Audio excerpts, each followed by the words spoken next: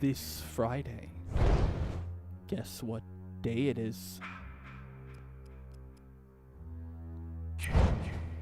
Friday the 13th. That was stupid. But hey guys, I'm Max82. Welcome back to another tryout. Today's tryout, if you didn't get the hint, is on Friday the 13th. But it's also on Dead by Daylight in my first ever versus matchup. There's no effects on screen. I'm not putting anything.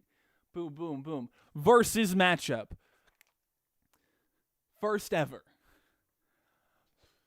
So, being this is a new format of this show, of the tryout show, I tried out two games. Two similar games. And I'm going to essentially compare them, give a winner, but also tell you whether they failed or passed. And unlike last week, there is an actual answer. And I didn't do a cop-out thing.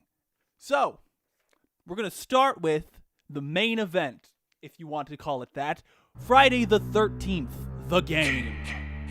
And the first thing to it is it's pretty janky visually. Like, the visuals could use some work. The lighting is weird. Like, it's just kind of not great to look at. And another downside here is that it doesn't have a playable tutorial. I'm starting with downsides because I'm going to compare to the other one. And because it didn't have a playable tutorial, it was a bit hard to figure out what you were doing on either one, either if you're playing a camp counselor or if you were playing Jason Voorhees. It was a bit confusing figuring out how to do anything. On my one game playing as Jason, I couldn't find anyone. I couldn't find any of the counselors. I just wandered around and then they all escaped. So I had a bit of a trouble actually figuring it out. But once you kind of get down and get into it, it's actually a pretty fun game. And the progression system is pretty straightforward. You play the game, you level up, you unlock new things, you get like these points that you can invest into either giving each of your different Jasons from different movies, each one giving them different like stats and whatnot, like abilities, different kills, different stuff like that. Or you can random roll perks for your counselors. One of the two. And it's a pretty straightforward progression system. I like straightforward progression systems where it's like, yes, I feel like I'm accomplishing something because it's right there in front of me telling me I accomplished something. I didn't expect this. It has single player challenge mode. So if you want to, you can play by yourself, but it's as Jason only, as far as I can tell. And from what I can tell, if you want to do an offline private practice match, it's also only as Jason. There's no way to practice as a counselor. So there's, again, playing into there not being a playable tutorial. There's no way for you to sit down and figure it out before you go into online matches. You sort of have to throw yourself in and trying to figure it out that way, which took me a bit to figure it out. But you can super tell that this game was made in reverence to the Friday the 13th series with all the developer commentary stuff in there. There's a whole area that you can go to look at a bunch of developer commentary, that their research, background on the series, all sorts of interesting, fun trivia type stuff. There's a whole it's called the virtual cabin or something that you can go in, you can look at and be like, oh, that's cool. What was the creepiest part about working on the game? Oh, for sure, the phone calls. Okay, sorry. That was great. Can you start over, but this time incorporate the question into your answer? My bad, yeah. So the creepiest part about working on this game was I get these weird phone calls to my personal phone. We worked on the game for almost, I think it was about 3 years. And every single Friday the 13th, we would get these calls from someone. At first, I thought it was someone at the studio, Paul or Dan or something, but it had to be an F-13 fanboy or something. They would use this voice distortion and claim to be Pamela warning us to honor the memory of her son. Sometimes they would just laugh into the phone and hang up, but most of the times they would just, complain about the game taking so long. That doesn't sound that creepy. It wasn't until one time I called the number back and heard this.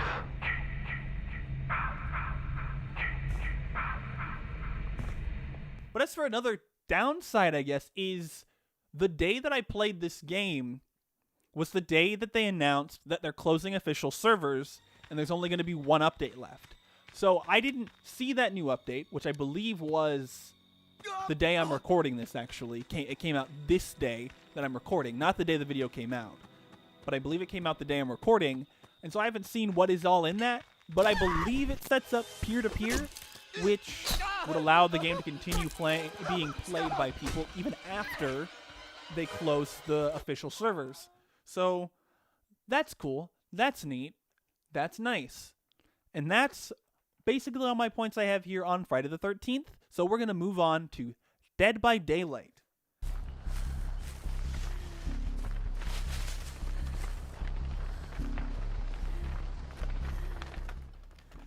Dead by Daylight is so much more visually polished of a game. Like even just the menus, just like it's so much. It's a game that definitely received more budget and more like allowance of time to be like put into. Not to, like I said, not to say that Friday the 13th wasn't made by people who cared. They obviously cared, but there's a storied history of issues with that game's development and even it post-release that have sort of made it into a lesser product than it could have been. And being that this last update is coming and the official servers are going down, it will never sort of become that, which is, in my opinion, kind of sad. But anyway, back to Dead by Daylight. Dead by Daylight also has a pretty nice tutorial for both playing as a killer and as a survivor. So you have a full tutorial that explains to you exactly how the game works, exactly what you're supposed to do, and that's really nice.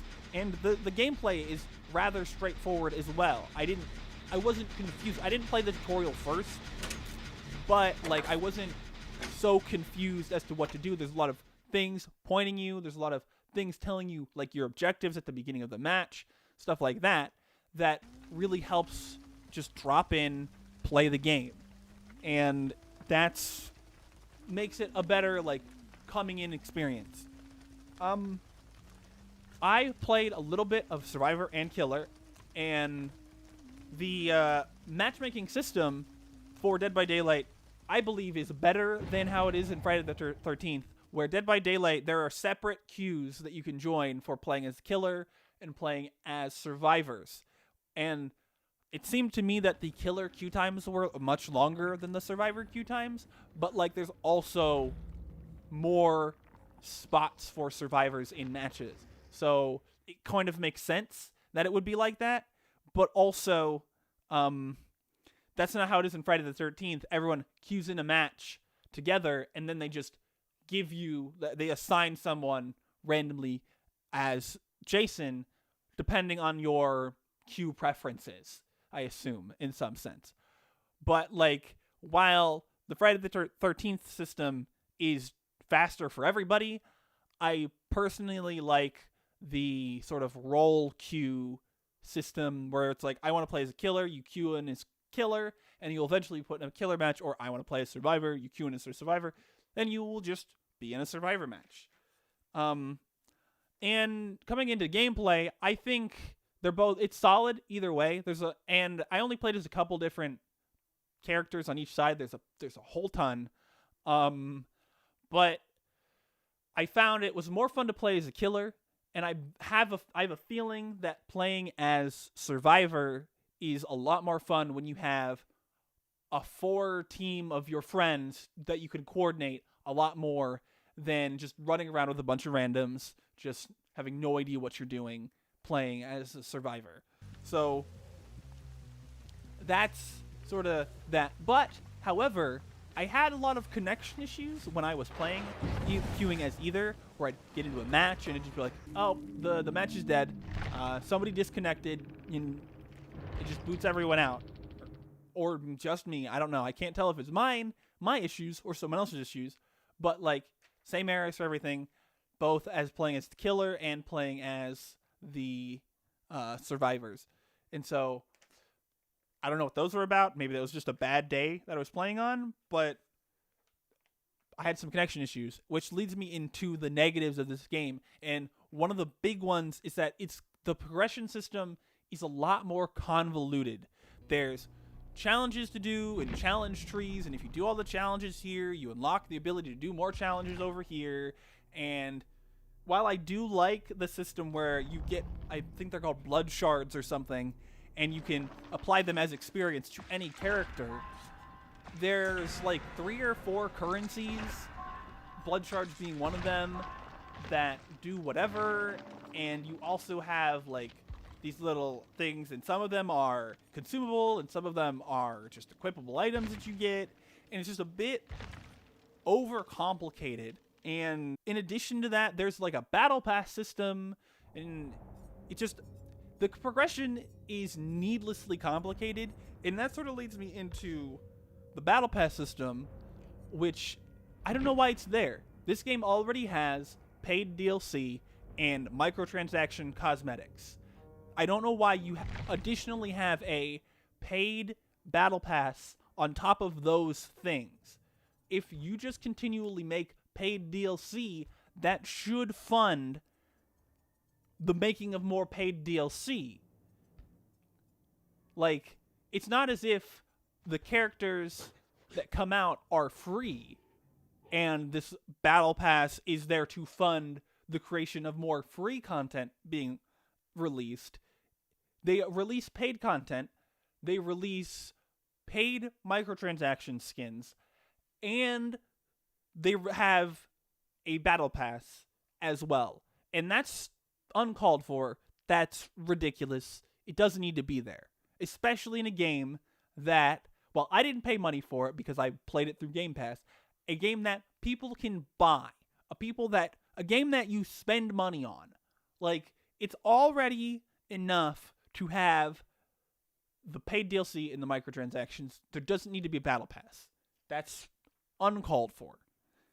And I guess that sort of brings me to the conclusion of the whole thing, where, objectively, I believe Dead by Daylight is the better game of these two. But because of all the things that have gone, that all the things between both of the games, we have a double failure here. Neither of the games passed this tryout. They have both failed the tryout. And on the case of Friday the 13th, I say that it's disappointing. But on the case of Dead by Daylight, it's less disappointing to say that, just because I don't know why there's a battle pass here. I don't know why there's microtransaction skins here, when there is already paid DLC for this game. There is already extra content that you have to pay for to access. It's unnecessary. But anyway, what is on my arm? It was a hair. But anyway, that's the end of the video. So if you want to go down in the description, you can click the links to all my stuff. Down in the description, you got Twitter, Facebook. I don't have a Facebook. Twitter. Patreon. Go down there. Down in the description. If you like this video, hit the like button. If you subscribe this video, hit the subscribe button. And you can keep up with all I make, including this video. Subscribe. Or you can go down in the comments section, type your comment, disagree with me.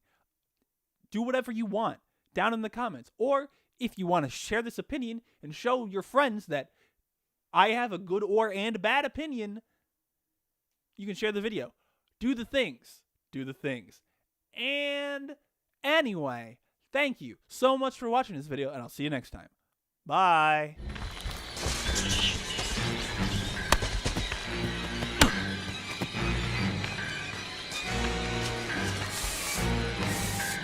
Please, no! Ah.